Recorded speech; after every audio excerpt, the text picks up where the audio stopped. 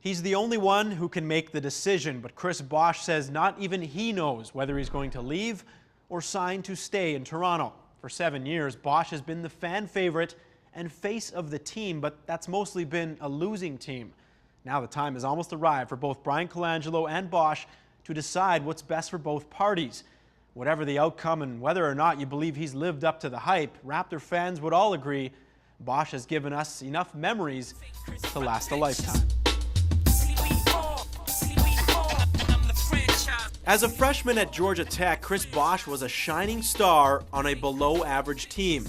Looking back now, that would be a theme that followed Bosh in his professional career, which began the following season. With the 4th pick in the 2003 NBA Draft, the Toronto Raptors select Chris Bosh from Georgia Tech University. The fact that Bosh was picked before Dwayne Wade in one of the strongest draft classes in the history of the NBA speaks volumes to just how good he was expected to be. And with superstar Vince Carter still locked up for the long term, the Toronto Raptors looked and sounded like a team on the rise. You know, I'm the type of player who, whatever it takes to win and whatever the coaches need me to do, you know, that's the role I fulfill. And I work as hard as I can to be as best as I can. Despite playing out of his natural position at center in his rookie year, the undersized, wiry Bosh more than held his own. In 75 games, Bosh led all rookies in rebounding and blocked shots. And for his efforts, was selected to the all-rookie first team. The following season, Vince Carter's act had worn thin in Toronto, so Air Canada would be shipped to New Jersey, making Bosh, in just his second year, the cornerstone player who the Raptors would build around. With Vince out of the picture, Bosh's numbers did not disappoint as he began to show his first real glimpses of all-star ability. Unfortunately, the team was still a mess. Their second straight 33-win season had the fan base losing hope, and it would get even worse before things got better. It's very difficult, Chuck. Again, from being in that situation, it can be very painful. It could be nothing. It could be something a lot more serious. We just don't know. With the Raptors sputtering along in another horrible season, Bosh, who was selected to his first All-Star game just a month earlier, would injure his thumb late in the 05-06 campaign and miss the final 11 games of a 27-win season. The fact the Raptors went just 1-10 down the stretch without Bosh was even more reason for new president and general manager Brian Colangelo to lock up his franchise guy. Pretty much I'm just looking forward to the future, and I think the future is very positive for the franchise. With a fresh contract in his back pocket, Bosh made the 06-07 season his best yet.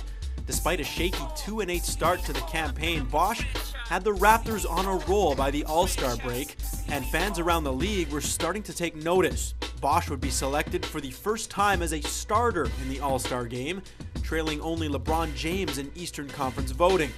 After the break, Bosh and the Raptors picked up right where they left off, setting franchise records for home wins. They clinched their first division title and punched their ticket to the postseason for the first time in 5 years.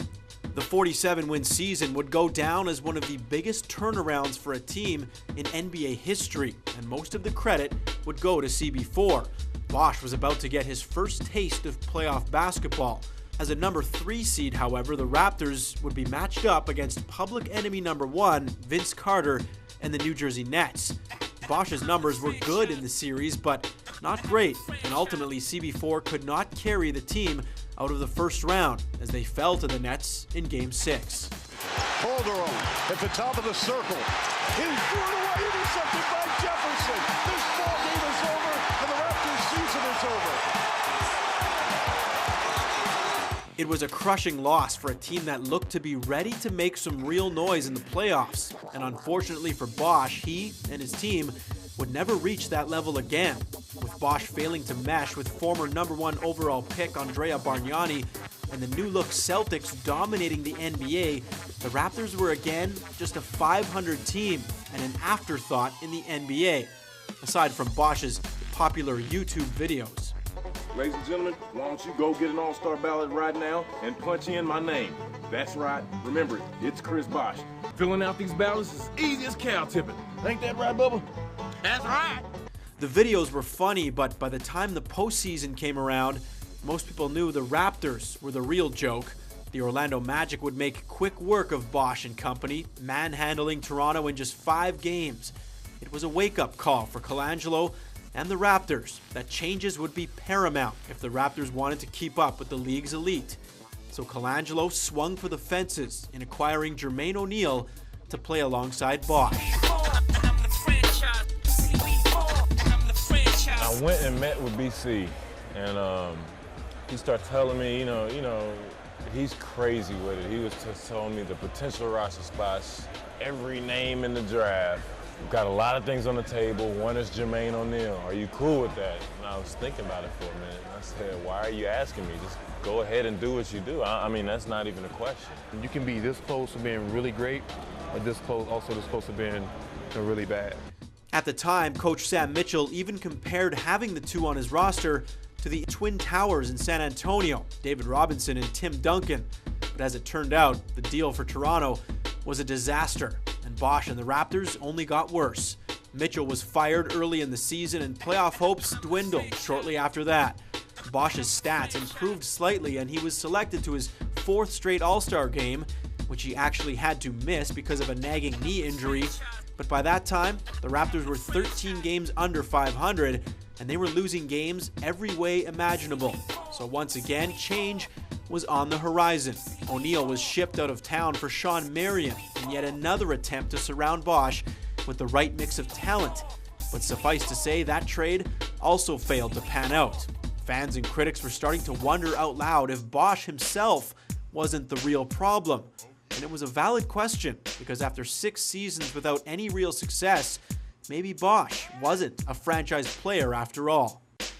You think you're working hard, but then you run into somebody, you meet somebody, and you find out you're not, and you do what they do, and it's a lot different. Bosh heard the criticism and took it seriously, saying he worked harder than anyone in the offseason to be stronger and more ready than ever before to lead the Raptors to bigger and better things. Bosh's physical presence was noticeably better early in the 09-10 campaign, but once again, it wasn't exactly translating into team success. Despite personally raising the bar, putting up career numbers across the board, the Raptors were getting blown out regularly, playing some of the worst defense ever witnessed in the NBA. They would turn things around before Christmas and become one of the hottest teams in the NBA going into the All-Star break, but just when it seemed things were looking up, cue the late season collapse once again. Weems with the steal. Bosh lays it up and it doesn't go in. Oh, Sonny Weems with the steal. Bosh had a shot. Bosh would injure his ankle the first game back from the All-Star break. The Raptors went on to lose 9 of 10 games and suffered another setback when Bosh suffered his 2nd injury in as many months, which ultimately spelled the end of his and the Raptors' season.